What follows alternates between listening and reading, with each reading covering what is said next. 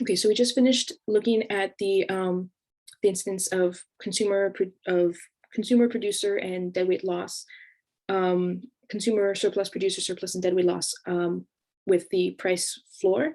And now we're going to look at the price ceiling. So just a quick recap on the price ceiling. So in this instance, we notice we have the same equations. So our equilibrium point is the same as before.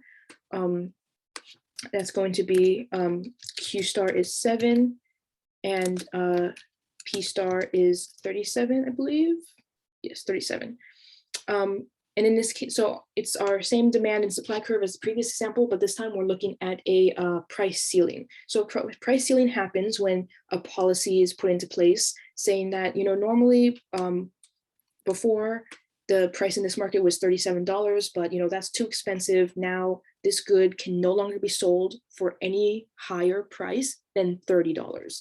So we have our price ceiling right here saying the highest value that this good can be sold for in the market is $30. So that means that right here, I'll start by labeling this point at this quantity 0 is going to be $30. Write that more clearly. 0, 30. Okay, it's a little squished, but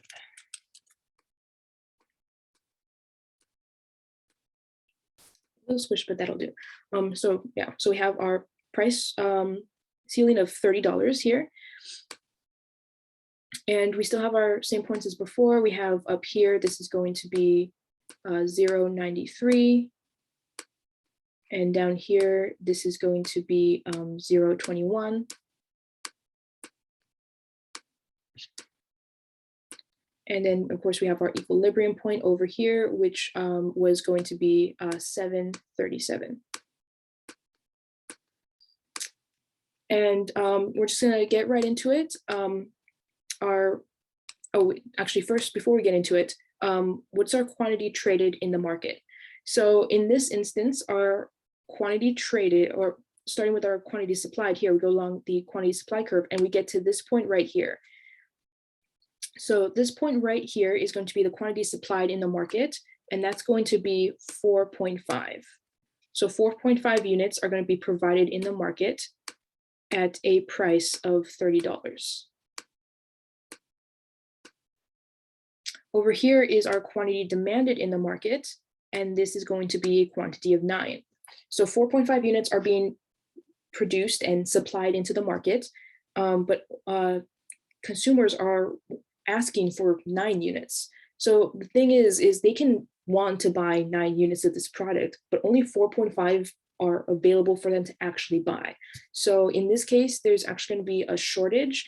And because consumers can't buy units that don't exist, the quantity traded in the market is going to be that 4.5 units. So now when we look at the consumer surplus this time, previously we went all the way down to, the price that consumers were willing to buy. But this time, they can only buy as many units as are provided for them to be able to buy in the market. Remember, the consumer surplus is the benefit the consumer gets from purchasing goods. So they don't get to benefit from goods that they aren't purchasing. If there's no units for them to buy, then they aren't getting any benefit because there's nothing for them to buy. So we're going to go down along the demand curve up until we get to the quantity traded in the market. Then we're going to go down to the price, go along the price, and then back up to where we started. So notice again, in that we have this weird shape here. It's a trapezoid. So with a price floor, the producer surplus is represented by a trapezoid. With a price ceiling, the consumer surplus is represented by a trapezoid. So we're going to have to do that same calculation again of the trapezoid of 1/2 times the sum of base 1 plus base 2 times height. And so I wrote out the points before. We already have, we have 3 of them here. We have the 4.5, 30, 0, 93, and 0, 30 here. But there's one more point we we need to get this time, and that's going to be this point right here. And this is going to be the point when you plug in 4.5 into the equation for the demand curve. So we'll just do that real quick. You have 93 minus 7 times 4.5. And let's see.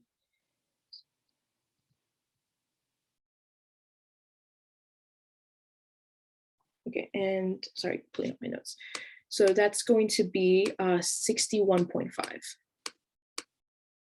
So right here, our point right here is going to be a quantity of 4.5 and a price of 61.5.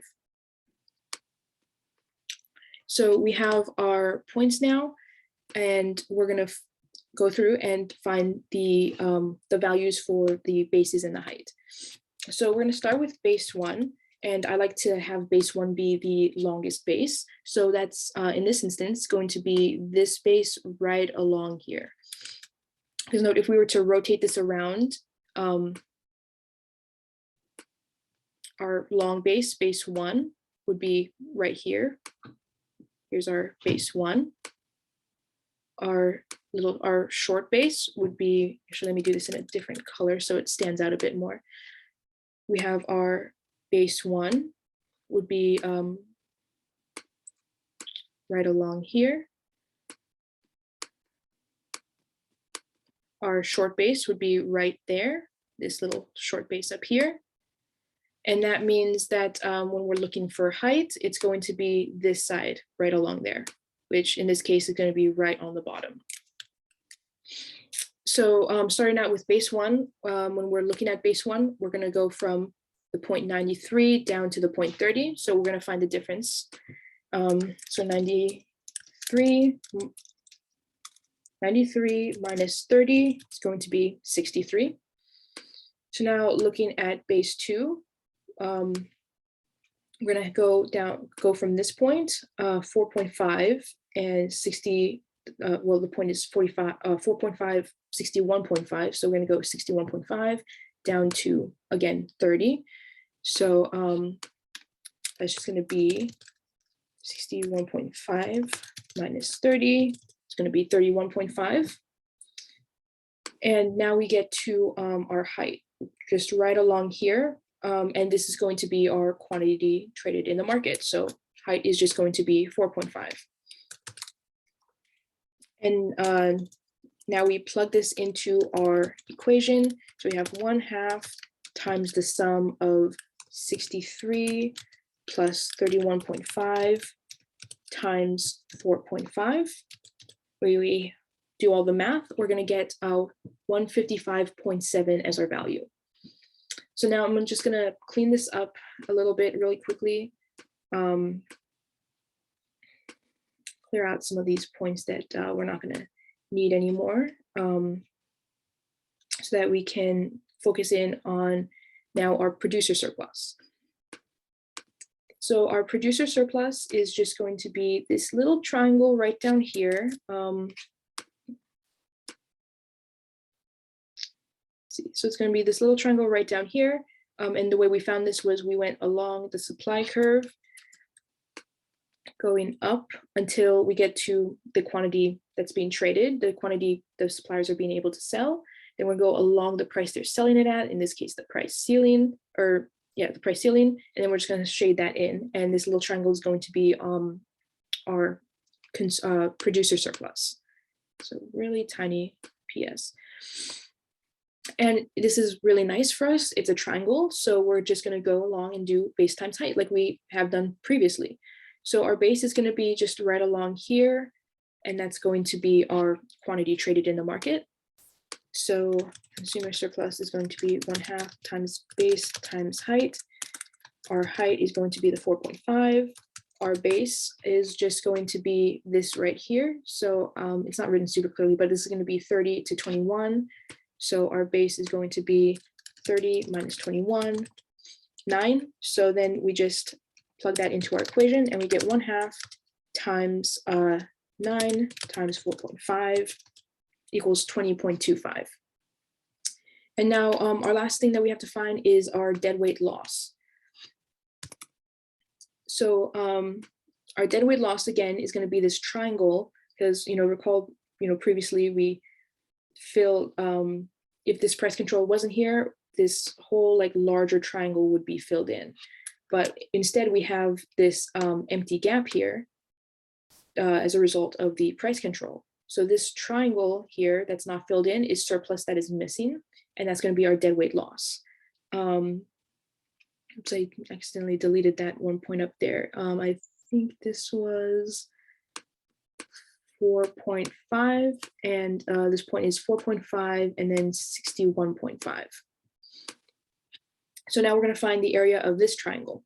And so this is a larger triangle, so it's a little more easier to see everything I'm drawing on here.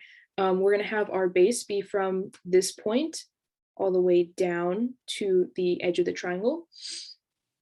And so that's going to be our equilibrium quantity, which was 7, to our quantity traded with the price control, 4.5. So when we're doing our 1/2 times base times height, our base equals 7 minus 4.5, which is 2.5. And then our height is going to be up here from the 61.5 to the 30. So our height is going to be 61.5 minus 30, 31.5. So now we just plug that into our equation. Deadweight loss equals 1/2 times 2.5 times 31.5. And so we get 39.375 for our deadweight loss. And that's going to be it. We've found our consumer surplus, our producer surplus, and our deadweight loss here. I'll just fill this in as deadweight loss. And yeah, so now we have that's how we find our consumer surplus, producer surplus, and deadweight loss for instance with a price ceiling. And our previous video is going to be, covering the same thing, but with a price floor. So yeah, that about covers everything for this week. If you have questions, feel free to reach out, and have a good day.